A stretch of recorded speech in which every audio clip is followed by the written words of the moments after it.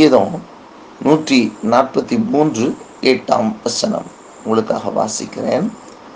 அதிகாலையில் உமது கிருபையை கேட்க பண்ணும். உம்மை நம்பி இருக்கிறேன். நான் நடக்க வேண்டிய வழியை எனக்கு காண்பியும்.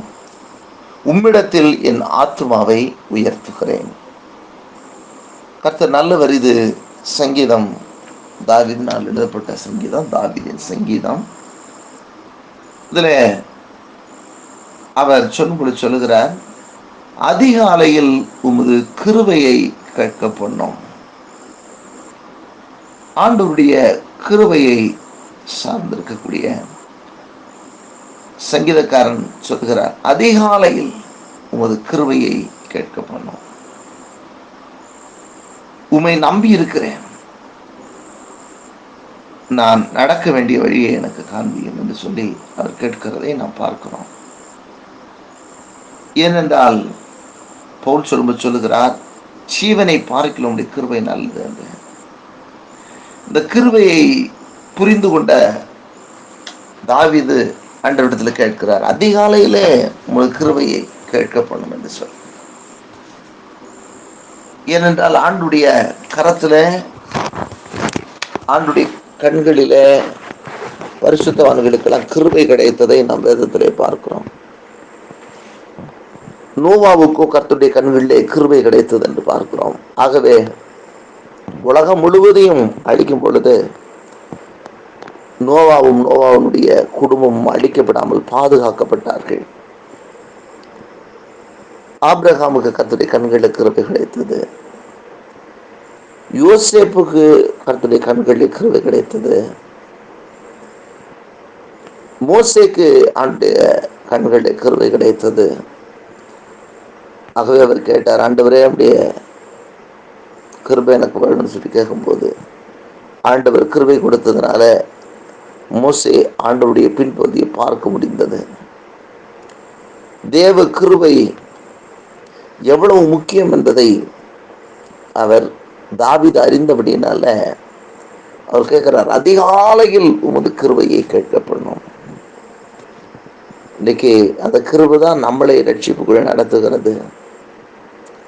இந்த கிருபை புரிந்து கொண்டதனால தான் அந்த சங்கீதக்காரன் சொல்லுகிறார், கர்த்தர் நல்லவர், அவருடைய கிருபை என்றும் உள்ளது என்று சொல்லிக்கொண்டே இருக்கும்படியாக பாடல்களை நாம் நிறுத்துகிறதை நாம் பார்க்கிறோம். ஆகவே அவருடைய கிருபையை நாம் சார்ந்து கொள்வோம். அப்படின்னு நம்முடைய சொந்த பலத்தை அல்ல, நம்முடைய பிரயாசங்கள், நம்முடைய பலத்தினால ஒண்ணுமே முடியாது. அவருடைய கிருபையை சார்ந்து கொள்வோம். ஆகவே தான் தாவீது கேட்கிறாரு, அதிகாலையில் உமது கிருபையை கேட்கப்படணும். காலையில உங்க கிருபையை கேட்கப்படுங்கப்பா. அந்த உங்களுடைய கிருபையை கேட்கப்படணும் அப்படின்னாலே என்ன அர்த்தம் அப்படின்னா, நான் பலவீனமானவன் தான், நான் ஒரு பலன் உள்ள ஆள் கிடையாது தான். ஆனா உங்க கிருபை இம்மட்டும் என்னை தாங்கினது, இம்மட்டும் ஏந்தினது, இம்மட்டும் சுமந்தது, இம்மட்டும் என்னை நடத்தி கொண்டு வருகிறது. என்னுடைய திறமையிலே, என்னுடைய பலத்திலே நான் எதையாயிலும் செய்து விடலாம் என்று சொல்வதற்கு ஒன்றுமே இல்லை. இந்த அதிகாலை நேரத்தில் கூட நீங்க என்ன நடத்துகிறத நாம் பேசும்படியாக அல்லது கேட்கும்படியாக, நீங்க என்ன வழி நடத்துறீங்க என்பதை புரிந்து கொள்ளும்படியாக உடைய கிருபையை கேட்க பண்ணும் என்று சொல்லி கேட்கிறார். அப்ப கர்த்தருடைய கண்கள்ல கிருபை கிடைச்சிருச்சுன்னா, அந்த கிருபையை பெற்றுக்கொண்டோம் என்று சொன்னால் அது மிகப்பெரிய ஆசீர்வாதம். அந்த கிருபை தான் இன்றைக்கு நம்மை ரட்சிப்புக்குள் கொண்டு வந்திருக்கிறது. அந்த கிருபை தான் நமக்கு பாவ மன்னிப்பை ஏற்படுத்தி கொடுத்திருக்கிறது. அந்த கிருபை தான் நம்மை பூரணராய் மாற்றுகிறது. அவருடைய அந்த கிருபையை நாம் கேட்கப்படணும் என்று சொல்லிட்டு சொல்றாரு. அடுத்து சொல்றாரு, உம்மை நம்பி இருக்கிறேன். நம்பி இருக்கிறேன் அப்படின்னா அர்த்தம் என்ன? என்னால ஒன்றும் இல்லைப்பா, எல்லாம் உங்களால தான்ப்பா. அந்த அதிகாலையில் அந்த கிருபையை கேட்க பண்ணோம். நீங்க தான் எனக்கு, நான் உங்களை தான் நம்பி இருக்கிறேன். அதுக்கு அடுத்து சொல்றாரு, நான் நடக்க வேண்டிய வழியை எனக்கு காண்பியும். அந்த கிருபையை நான் நம்பி இருக்கிறேன்.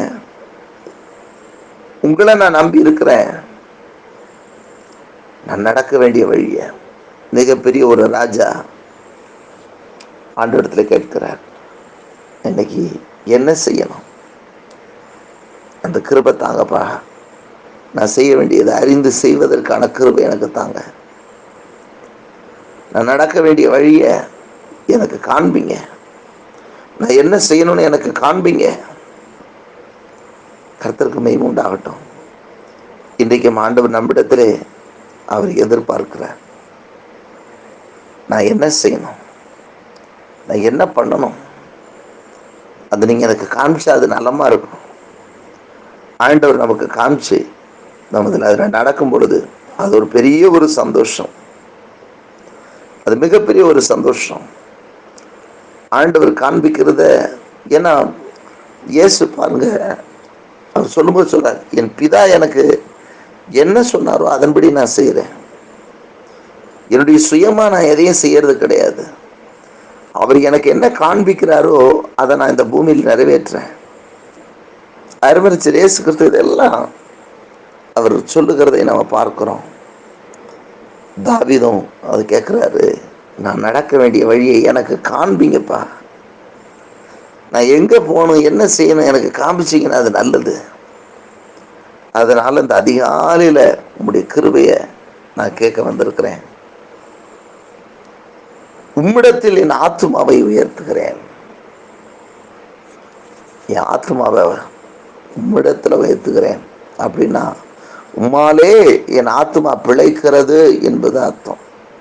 உயர்த்துகிறேன்னா உம்மை விட பெரியவங்க அப்படி அந்த மாதிரி உயர்வில்லை. உம்மிடத்தில் உயர்த்துகிறேன்னா உம்மால தான் என் ஆத்மா பிழைச்சிருக்குது, உம்மால தான் என் ஆத்மா ரட்சிக்கப்பட்டிருக்குது, உம்மால தான் என் ஆத்மாவுக்கு சகாயம், கிருபை, இரக்கம் அப்படின்னு சொல்லி அவர் அங்கே சொல்லுகிறதை நாம் பார்க்கிறோம். கர்த்தருக்கு மகிமை உண்டாகட்டும். ஆகவே ஆண்டவரிடத்தில் நம்ம இந்த அதிகாலை நேரத்தில், இந்த அதிகாலை வேளையில் தாவீதை போல, ஆண்டவரே அதிகாலையில் உமது கிருபையை கேட்க பண்ணும் என்று சொல்லி நாம் ஆண்டவரிடத்தில் சொல்லுவோம். அவர் கிருபையை அருளுகிற தேவன். அவர் கிருபையையும் மகிமையையும் அருளுகிற தேவன் என்று சொல்லி வேதம் சொல்லுகிறது. அவர் கிருபையை தருவார். பவுல் சொல்லும்போது சொன்னார், ஜீவனை பார்க்கிலும் உடைய கிருபை நல்லது, உடைய கிருபை பெரியது. இன்றைக்கும் ஆண்டவர் ஒவ்வொருவருக்கும் அந்த கிருபை கேட்க பண்ணுவாராக. அந்த கிருபை நம்மை தாங்கும். அவரை நம்பி இருக்கிற ஒவ்வொருவரையும் அவருடைய கிருபை தாங்கும்.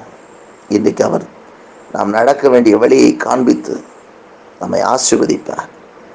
உங்களுடைய ஆத்துமாக்களை கர்த்தரிடத்திலே உயர்த்துங்கள். கர்த்தர் உங்களை ஆசீர்வதிப்பார். ஆண்டவரிடத்தில், ஆண்டவரே அதிகாலையில் உடைய கிருபையை கேட்கப்படணும் என்று சொல்லி ஒவ்வொரு நாளும் ஜெபிப்போம். ஆண்டவருடைய கிருபையை கேட்கும் பொழுது நாம் நடக்க வேண்டிய வழி நமக்கு போதிக்கப்படும். ஆண்டவர் நம்மோடு கூட நம்மை ஆஸ்வதிப்பார். ஜெபிக்கலாம். மகா இரக்கம் கிருபை நிறைந்த எங்கள் அன்பின் பரலோக பிதாவே, அதிகாலையில் உமது கிருபையை கேட்கப்படணும் என்று சொல்லி தாவீது நம்முடைய சமூகத்திலே பண்ணின விண்ணப்பங்களை நாங்கள் இந்த வேளையில், இந்த அதிகாலை நேரத்தில் நாங்களும் பண்ணுகிறோம். ஆண்டவரே அதிகாலையில் உம்முடைய கிருபையை கேட்கப்படணும். உண்மை நம்பி இருக்கிறேன், அடியனும் உண்மை தப்பா நம்பி இருக்கிறேன். ஆண்டவருடைய சமூகத்தில் சொல்லுவோம், ஆண்டவரே நான் உண்மை நம்பி இருக்கிறேன்ப்பா, நான் நடக்க வேண்டிய வழிய எனக்கு காண்பீங்க. என்ன செய்யணும்னு எனக்கு தெரியல. ஆகவே நான் என்ன செய்யணும், எங்க போகணும், எனக்கு இந்த அதிகாலை நேரத்தில் எனக்கு காண்பீங்கப்பா. ஆண்டவருடைய சமூகத்தில் நாம் கேட்கும் பொழுது அவர் நமக்கு இறங்குகிற தேவன். தகப்பன் தன் பிள்ளைக்கு இறங்குகிறது போல ஆண்டவர் நமக்கு இறங்குவார். அவருடைய கிருபையை நமக்கு கேட்க பண்ணுவார். அவர் நம்மை அழகாக நடத்தி செல்வார். நாம் நடக்க வேண்டிய வழியை அவர் நமக்கு காண்பிப்பார்.